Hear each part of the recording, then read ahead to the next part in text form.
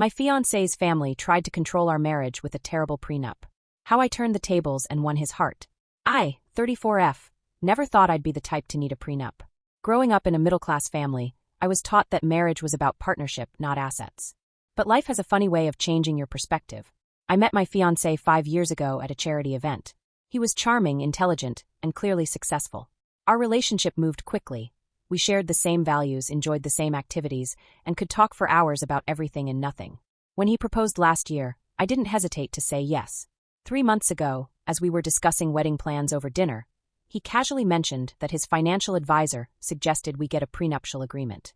I wasn't shocked. He comes from wealth and has a successful business he built over the last 15 years. I agreed it made sense, especially since he had significantly more assets entering our marriage. I just want to protect what I've built before we met, he explained, reaching for my hand across the table. It's just a formality. I hope we never need it. I nodded. I understand. I think it's reasonable. What I didn't realize was that this conversation would reveal a side of my fiancé I hadn't seen before. 2 weeks later, he emailed me the draft prenup his lawyer had drawn up. I was at work when I received it, and figured I'd review it that evening. During my lunch break, curiosity got the better of me, and I opened the document. As I read through the legal jargon, my stomach dropped. This wasn't just about protecting his premarital assets. It went much further. The prenup stipulated that in the event of a divorce, regardless of the reason, I would walk away with essentially nothing if we divorced after less than 10 years of marriage.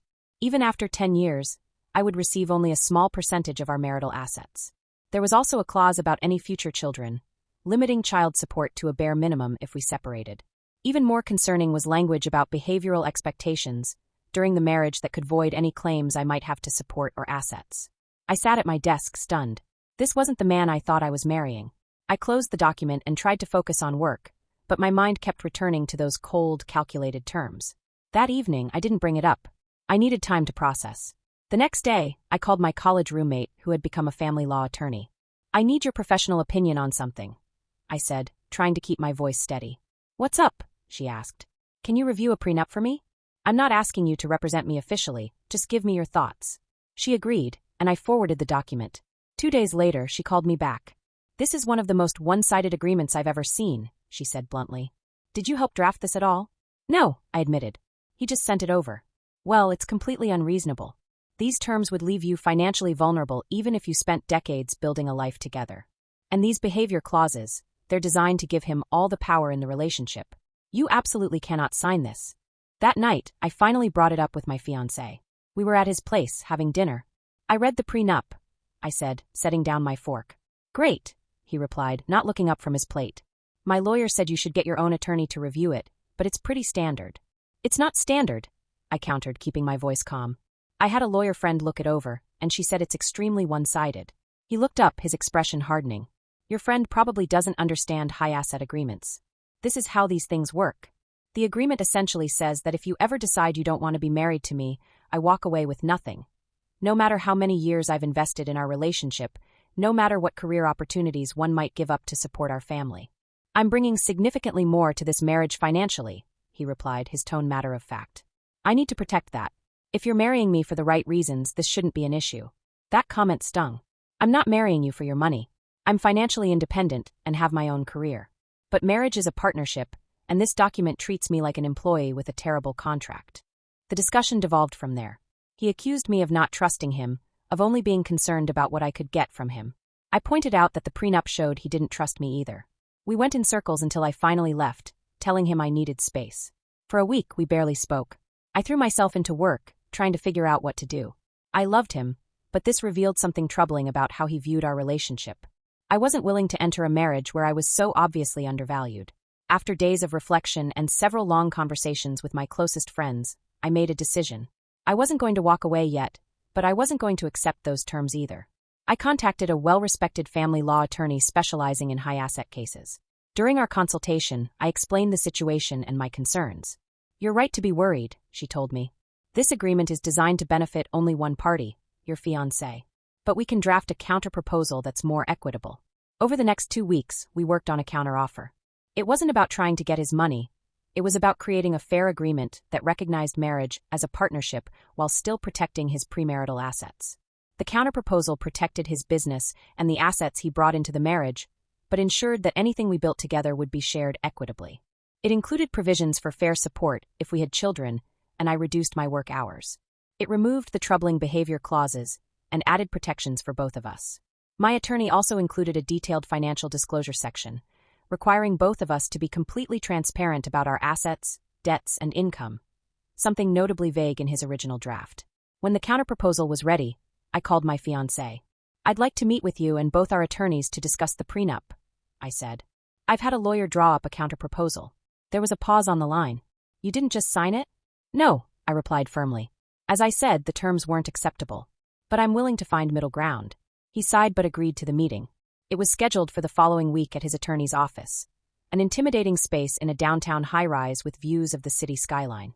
I arrived exactly on time, dressed in my most professional outfit, with my attorney beside me. My fiancé was already there, looking impatient. His lawyer, an older man with silver hair and an expensive suit, barely acknowledged me when we entered. "Let's get started," he said, gesturing to the chairs across from his massive desk. "I understand there are some concerns about the agreement." My attorney smiled politely. "More than concerns. My client has prepared a counterproposal that better reflects the nature of marriage as a partnership while still protecting your client's interests." She handed copies to both men. My fiancé immediately passed his to his lawyer without looking at it. The attorney began to scan the document, his expression neutral at first. As he read further, his eyebrows rose slightly. By the time he reached our financial disclosure requirements, his eyes had widened noticeably. "This is quite different from our proposal," he said carefully. "It's equitable," my attorney replied. "The original proposal was not." My fiancé looked annoyed. "What exactly are you asking for?" "I thought we agreed to protect my assets." "Your premarital assets are still protected," I explained calmly. "But this recognizes that marriage is a partnership. If we build a life together for years and then separate, I shouldn't walk away with nothing." His lawyer was still reading, flipping pages with increasing concern. He paused on the section detailing the required financial disclosures. "These disclosure requirements are unusually comprehensive," he said, choosing his words carefully. My attorney nodded. "Transparency is essential for a fair agreement.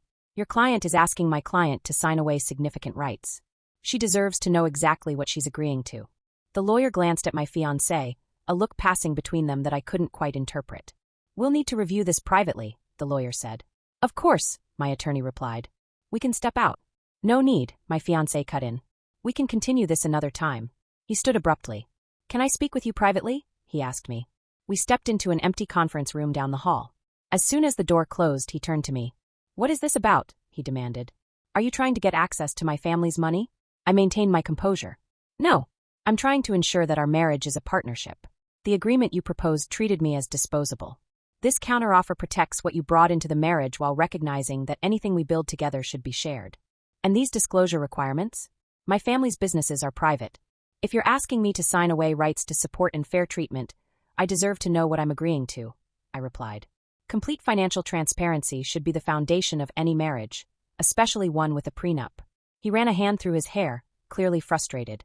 "My family won't agree to this level of disclosure." That's when it clicked. "Your family? I thought this was about protecting your business." He looked away. "They have concerns. They've seen divorces drain family resources before. So this wasn't even your idea? Your family pressured you into this." He didn't answer directly. "You don't understand the responsibility that comes with family wealth. It's not just mine to risk. And you don't understand that I'm not a risk to be managed," I replied. "I'm supposed to be your partner." We rejoined the attorneys, the tension between us palpable. My fiancé's lawyer suggested we all take time to review both proposals and reconvene in a week. As we prepared to leave, I noticed the lawyer pull my fiancé aside, speaking in hushed tones with a concerned expression. My attorney and I walked out together. "That went exactly as expected," she said once we were in the elevator. "What do you mean?" "His reaction to the financial disclosures. There's something there he doesn't want you to know about."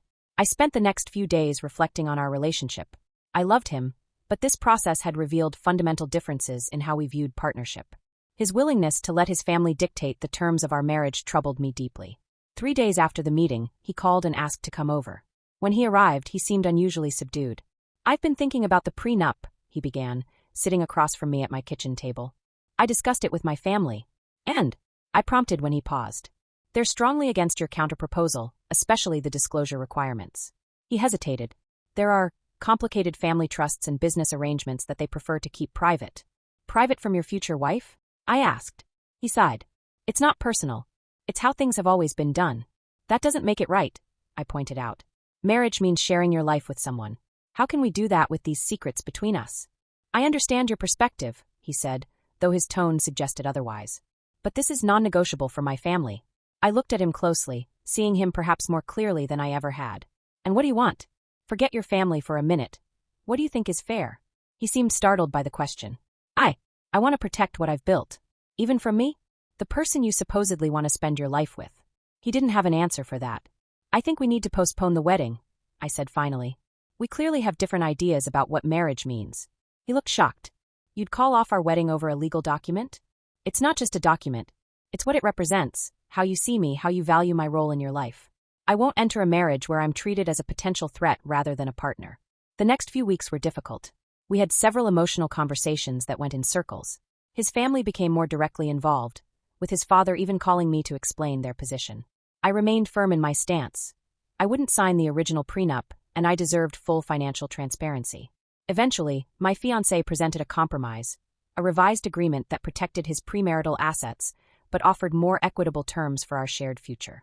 However, he still refused the comprehensive financial disclosures. I declined. I can't build a life with someone who keeps significant secrets from me. Last week, I returned his ring. The look on his face was a mixture of disbelief and regret. He truly hadn't expected me to walk away. Perhaps he thought I would eventually cave to pressure, that I valued the relationship more than my self-respect.